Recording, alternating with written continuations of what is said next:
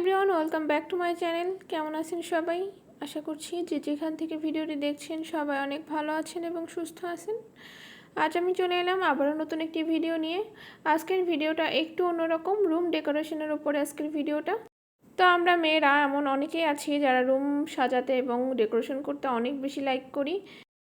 তো সবসময় যে দামি দামি জিনিস দিয়ে ঘর সাজাতে হবে, ভরাইতে হবে এমন কিন্তু কোনো কথা নাই।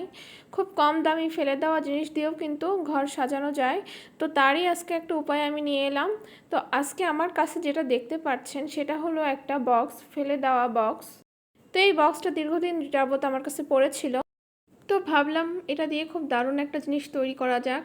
তো তার জন্যই আপনাদের সাথে শেয়ার করা। তো এটা দিয়ে আমি কি শেয়ার করব সেটা জানতে হলে কিন্তু অবশ্যই ফুল ভিডিওটা দেখতে হবে। কিছুদিন আগে এই বাটারফ্লাইটা আমি মার্কেট থেকে পারচেস করেছিলাম। তো এটা ফুল প্যাকেট আমার কাছ থেকে তারা 150 টাকা নিয়েছিল। ফুল প্যাকেটে ছিল মাত্র 5টা। তো আমি ভাবলাম কেননা এটা বাড়িতে আমি তৈরি করে নেই, কিন্তু আমি একটু কাটাকাটি পারি কিংবা আমি একটু রুম ডেকোরেশন করতে একটু লাইক করি, তো তার জন্যই আমার এই প্রচেষ্টা। আমি এই যে কার্ডবোর্ডটার পেছন পাশে বাটারফ্লাইটার মতন করে আরও 5টি বাটারফ্লাই আঁকিয়ে নিয়েছি। এই ড্রটা কিন্তু আমি এই বাটারফ্লাইটা বসিয়েই করেছি, যদিও সেটা আমি ভিডিও করতে পারি নাই। তো এখন এটা কেটে নেওয়ার পালা। আমি কিন্তু এখানে 5টা করেছি এবং এর থেকেও কিন্তু বেশি প্রজাপতিও করা যাবে।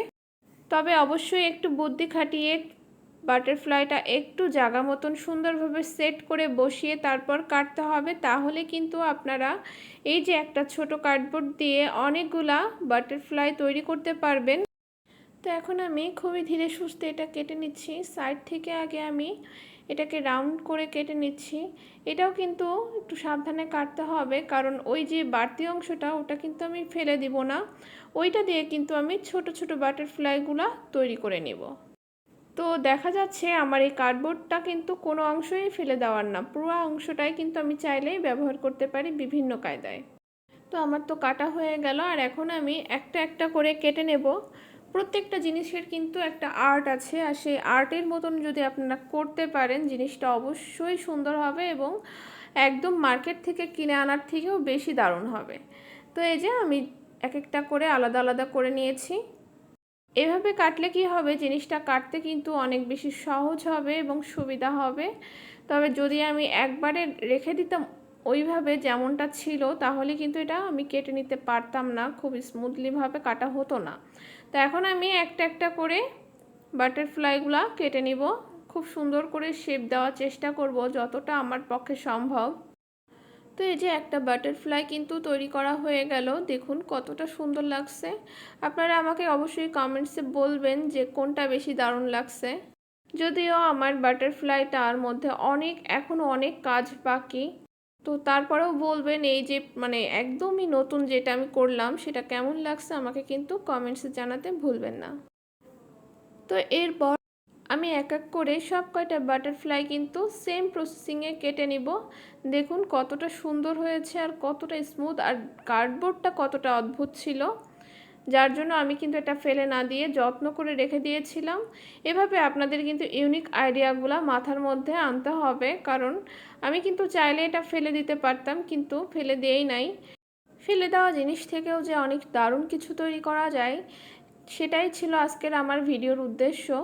এই যে বাড়তি যে সাইডের অংশগুলো আছে, যদিও এগুলো একটু ভাঁজ হয়ে আছে, তারপরেও কিন্তু আমি এগুলো ফেলে দেইনি। দেখুন এটার থেকে আমি এই যে ছোট্ট প্রজাপতিটা তৈরি করেছি, এটা কতটা সুন্দর হয়েছে দেখে কিন্তু আপনারা বুঝতে পারছেন। বোঝার কিন্তু উপায় নাই যে এই পাশের অংশটা আমার ফেলে দেওয়ার অংশ ছিল।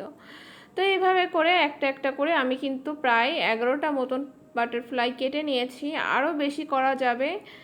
এই যে এক একটা সাইড থেকে আমি 3টা করে বাটারফ্লাই বের করেছি। এখন আমি এই যে সাইডের অংশগুলোর থেকে যেই ছোট ছোট বাটারফ্লাইগুলো আর্ট করেছি সেগুলো কেটে নিলাম, আর তারপর আমার কিন্তু এখানে 11টার মতন তৈরি হয়েছে। যদিও আমি চাইলে আরও কয়েকটা তৈরি করতে পারতাম, বাট সময় ছিল না, সময়ের স্বল্পতার কারণে আমি এখানে 11টাই আপনাদের দেখাচ্ছি। এই যে দেখুন কতটা সুন্দর হয়েছে, দেখে কিন্তু বোঝার উপায় নেই যে এগুলা বাসায় তৈরি করা। আগেই বলেছি যদিও এরপরে এখনও অনেক কারুকার্য করতে হবে। তো যাই হোক, এটা ওয়ালে লাগানোর পরে খুবই দারুণ লাগছিল, যদিও সেটা আমার শ্যুট করা হয়নি। তো আপনারাও বাড়িতে এই টাইপের ছোট ছোট হ্যান্ডমেড ডিআইওয়াইগুলো বাড়িতে করার চেষ্টা করবেন। এতে করে দেখবেন আপনার ভেতরকার প্রতিভার যেমন চর্চা করা হবে, তেমনই আপনার সময়টা কিন্তু অনেক বেশি ভালোভাবে কাটবে। তাছাড়াও ঘরের মধ্যে যখন আপনার তৈরি করা জিনিস আপনি সাজিয়ে রাখবেন, তখন কিন্তু যখনই আপনি ওইটার দিকে তাকাবেন দেখবেন একটা ভালো লাগা কাজ করবে। এই জন্য সবাইকে একটি অনুরোধ, আপনারা যদি সামান্য পরিমাণেও টাইম পান তো সেখানে আপনার নিজের জন্য কিছু করার চেষ্টা করবেন। নিজের ভেতরে যে প্রতিভাটা আছে সেটাকে জাগিয়ে তুলবেন। এতে আপনার মন মানসিকতা দুইটাই কিন্তু অনেক ভালো থাকবে।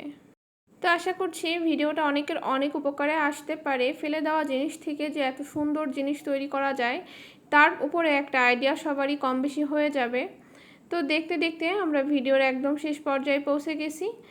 ভালো লাগলে অবশ্যই একটি লাইক দিয়ে চ্যানেলটি সাবস্ক্রাইব করে নিতে ভুলবেন না। আজ এখানেই বিদায় নিচ্ছি। দেখা হবে নতুন কোনো ভিডিওর সাথে। সে পর্যন্ত সবাই ভালো থাকবেন, সুস্থ থাকবেন। সবাইকে অসংখ্য ধন্যবাদ।